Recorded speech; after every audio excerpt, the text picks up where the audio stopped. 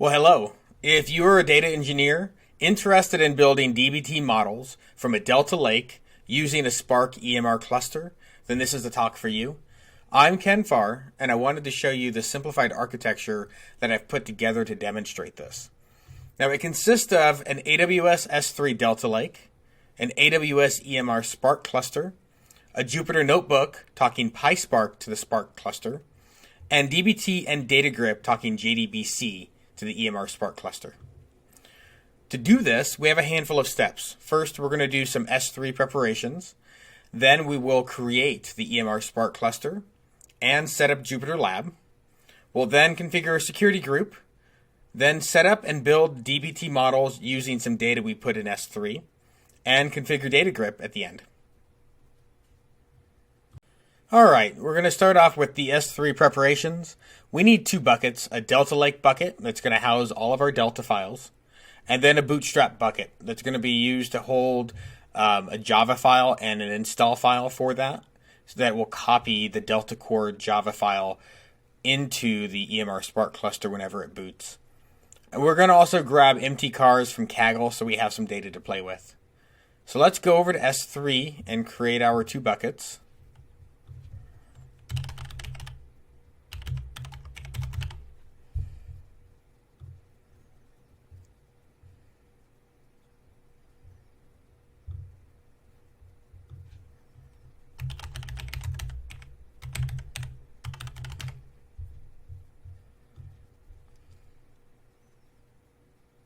Buckets created. Let's now go to the Maven repository and get Delta Core.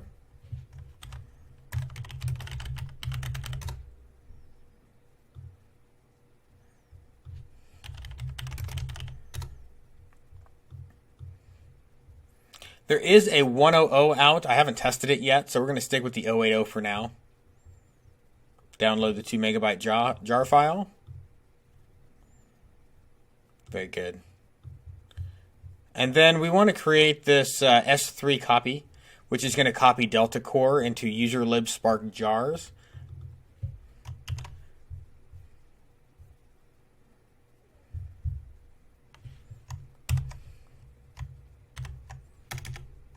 Let's save this in downloads as install deltacore.sh.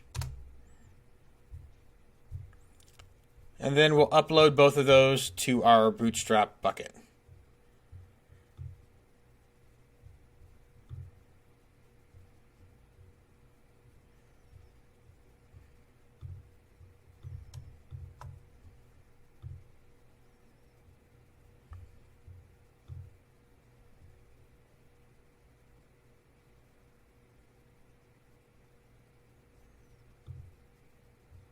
Looks good to me.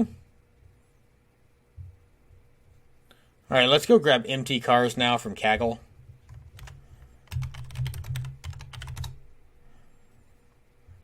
And this is the one I like. Should be a 2 kilobyte download. It's an archive. Let's open it up.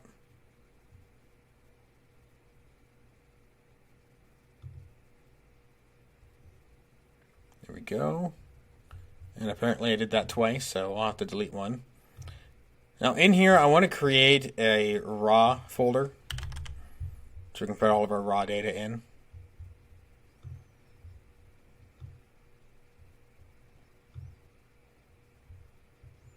Just grab this empty cars, don't need both, and upload that. Alright, so we've created a Delta Lake directory and we've added empty cars in there into a raw folder. This is going to give us some data to play with in DBT and Jupyter Lab. In addition, we've downloaded Delta Core and we've created an install script to use with the EMR Bootstrap cluster. Next, we're going to create our EMR Spark Cluster.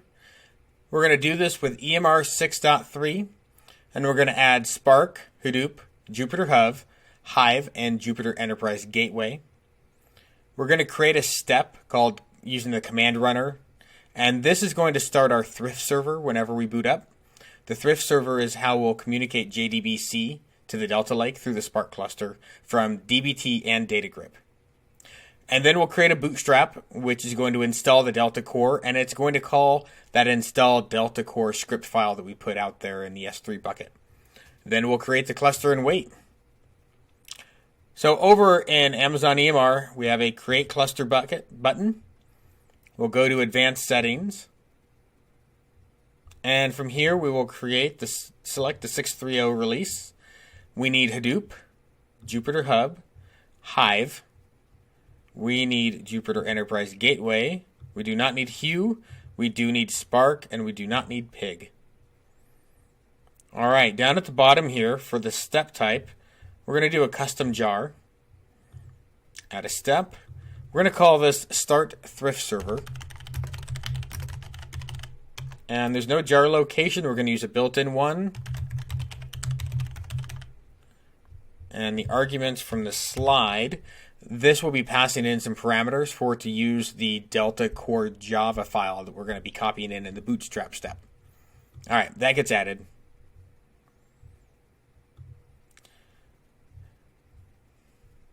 Now, I do like to add a couple other instances here just to make this process a little faster. How you configure your cluster is completely up to you and your needs. Default name is fine. Here are the bootstrap actions. And we're going to do a custom action. Configure and add. We'll call this install Delta Core. And we'll grab this from the S3 location here. Install Delta Core. No other options. If you have an EC2 key pair, here's where you want to add it. I don't have any for right now. You will not be able to SSH into the cluster without these. And we will create the cluster. Now this process can take about 10 minutes or more, so we're going to have a short intermission and come right back. Well, all right, it looks like our EMR cluster is up and running, so we can progress. We're going to set up Jupyter Lab now by creating and launching a Jupyter notebook using the PySpark kernel, import a Spark session, and then configure the Delta Lake using this magic configuration command here. So back at the AWS S3 console, we'll go to Notebooks, create a notebook, give it any name. We'll choose the cluster we created, and we should be able to create. This takes just a couple seconds, and then we'll be able to open up Jupyter Lab. While that boots, I wanted to talk a little bit about this configuration command here. This only works when we're in a PySpark kernel. If you decide to connect using a Python 3 and set up your PySpark session yourself, you'll have to configure this differently. The options are the same though. What we're doing is we're telling Spark to use the Delta Core library that we passed in during the bootstrap operation. The Delta Spark session extension, the Spark catalog, the Delta catalog, and the catalog implementation of Hive. We'll go into that here shortly. So now we're going to open up Jupyter Lab.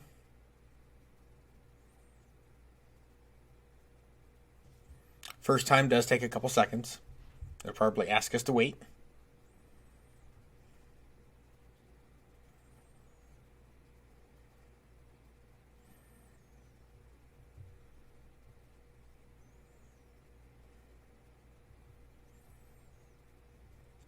All right, let's open up the notebook that's available. And we will choose the PySpark kernel.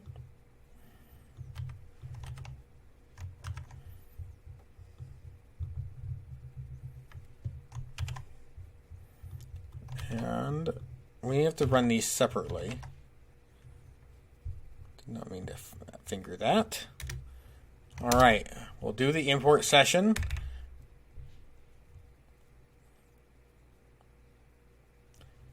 Then right after that, we'll run the configuration. And when we're done here, we should have an active connection to our Spark cluster ready to do Delta Core.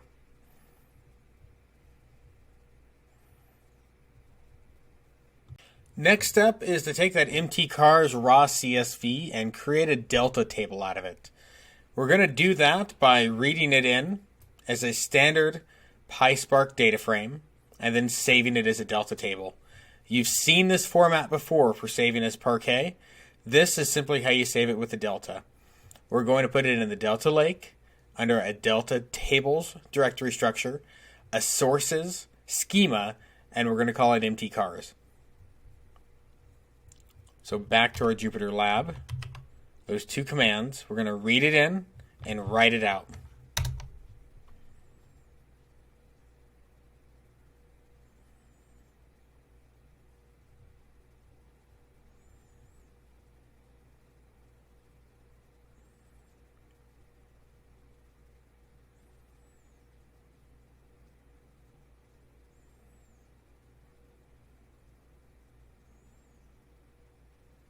Very cool. All right, now what that should have done for us is place some files in S3.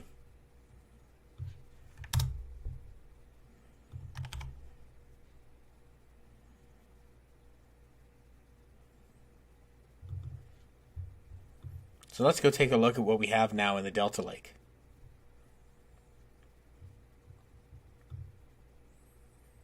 Under Delta Tables, under Source, we now have an empty cars folder, and you will see that the data is stored as a snappy Parquet. All Delta tables are snappy Parquet in the end.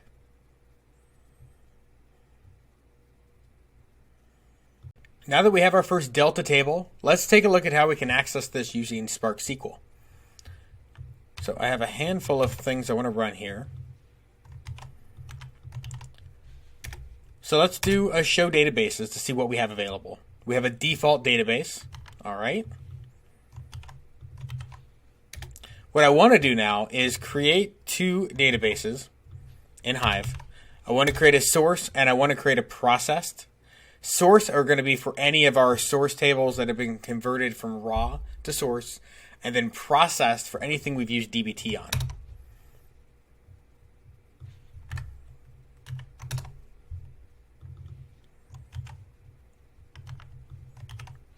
So now we should have all three databases.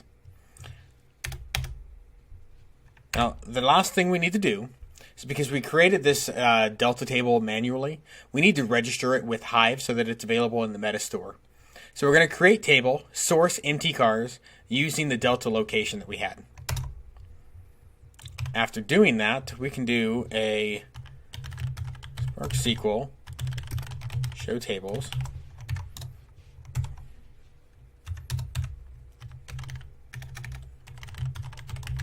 Use source.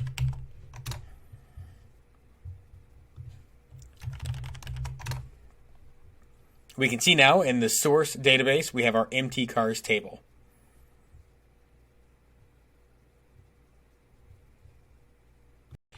It's time to configure our security groups. We need to poke a hole in our security group to allow port 10,001 access into our VPC. This is to allow both DataGrip and DBT to be able to communicate with our Thrift server running on our EMR cluster. Back to our AWS console, in your cluster, we navigate to the security group for master. We go to the master security group here, and we'll add an inbound rule on port 10,001, and we need to get our IP address. Copy that off right here.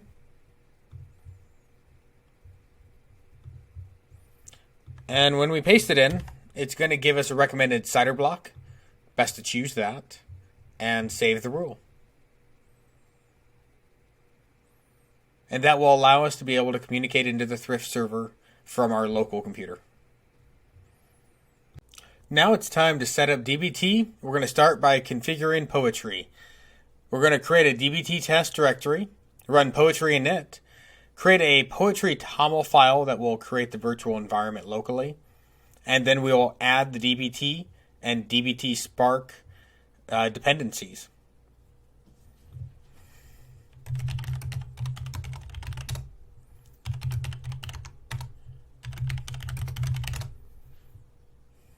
DBT test is fine. Good version. Don't need a description or an author. 3.9. I do not like the interactivity. And yes, we will generate it. Now we will do Poetry Tamil.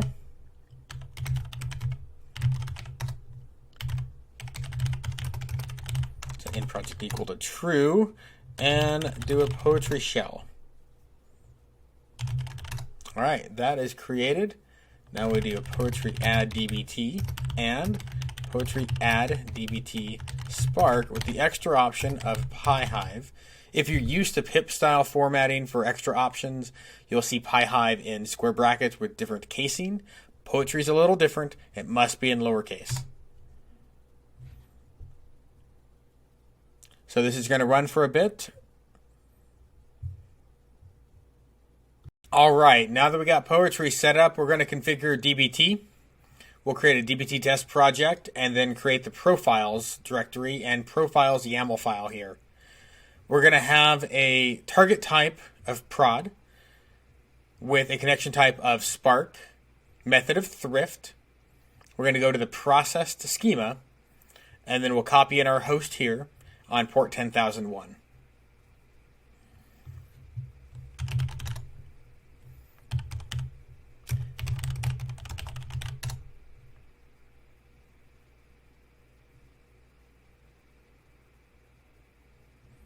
All right.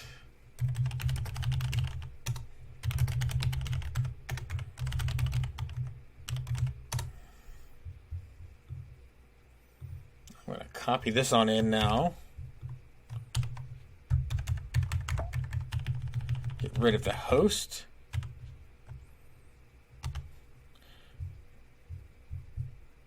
And we will run back over to our EMR cluster. And we want to grab this master public DNS. This is how we can communicate with it. Simply paste that in there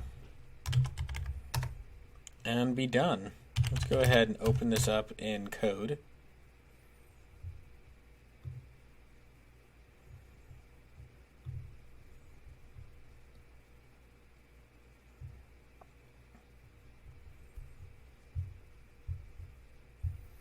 All right.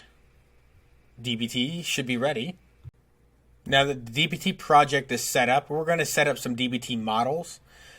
These will be a little different than normal DBT models. The file format will be Delta, and we'll be setting a location route into our Delta Lake, Delta tables, and the processed schema. We build the models as we normally would, and then we'll take a look at what they look like in S3 and even Jupyter. I want to clean up this project just a hair. I want to get rid of a couple of these default models that it came with. We don't need those. Same in the schema. Don't care. So one of the things we would like to do is add a new source.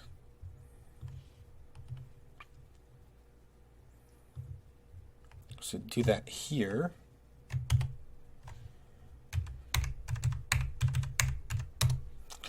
And this is the MT cars and the sources schema that we created before. And then let's go ahead and create an MT cars ag model.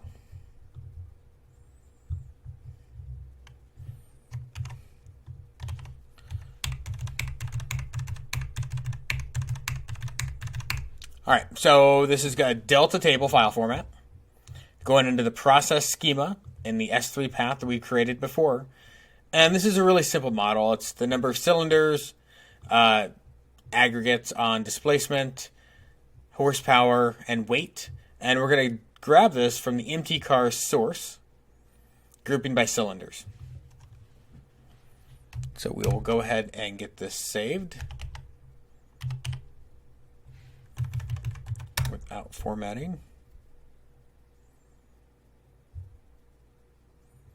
See, now we will run DBT build.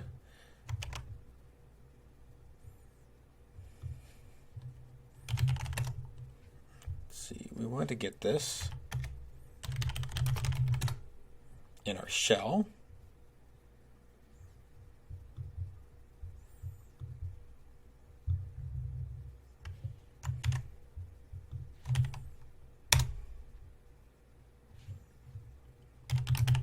Actually, enter the DBT test directory.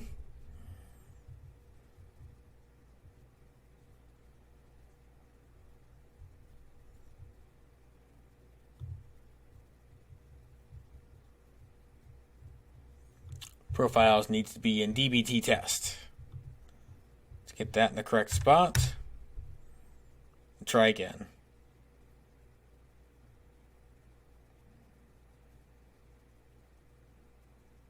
Now, if you're curious about what's communicating here, the DBT log file has a lot of really good information. You can see what's being ran, what it's talking to.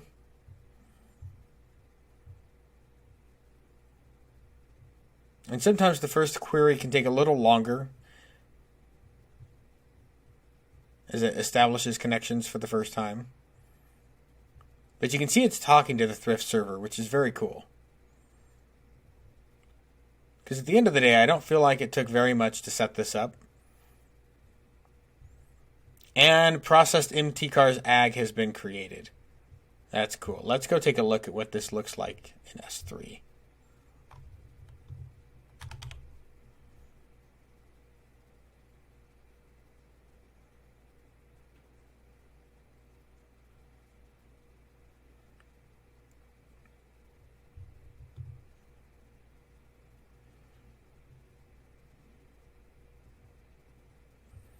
Into the Delta Lake, Delta tables.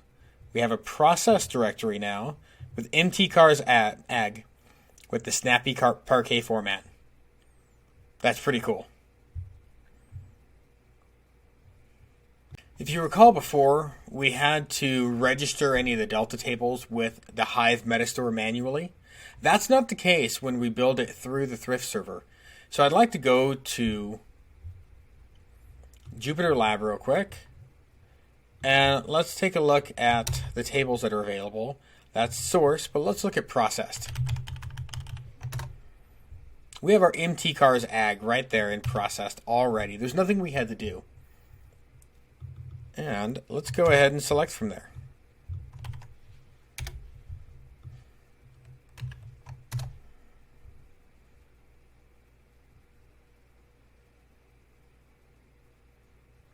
We have our 3 different cylinder types with the aggregate values that we would expect.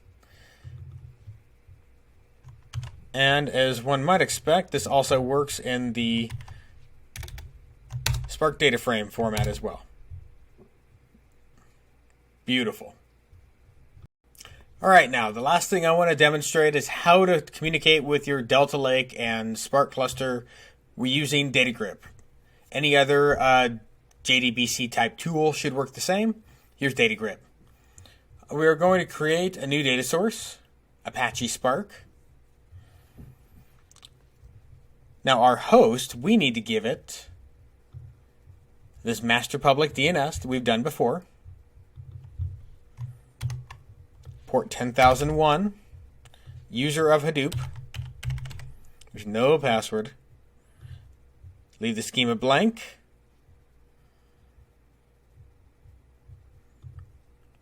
And let's hit apply and try. Download any missing driver files.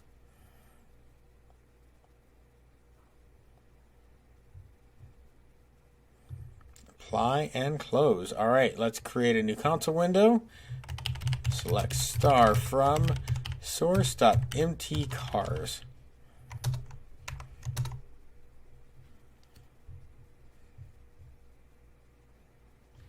There's our source. Now let's do a select star from process.mtcars ag. Let's get this out of the way.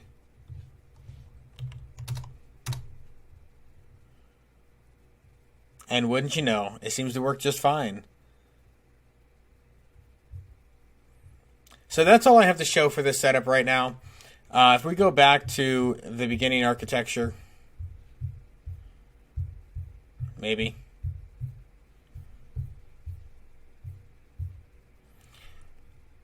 We set up our Delta Lake. We set up our Spark Cluster. We've done Jupyter Notebook and DBT and Data Grip. You have a complete build cycle here. It's just about everything you'd need other than some enterprise-grade security on top and some infrastructure to configure things correctly. But as a proof of concept, This should be able to get you to where you can test whether or not the Spark cluster will build well enough for your needs. Enjoy.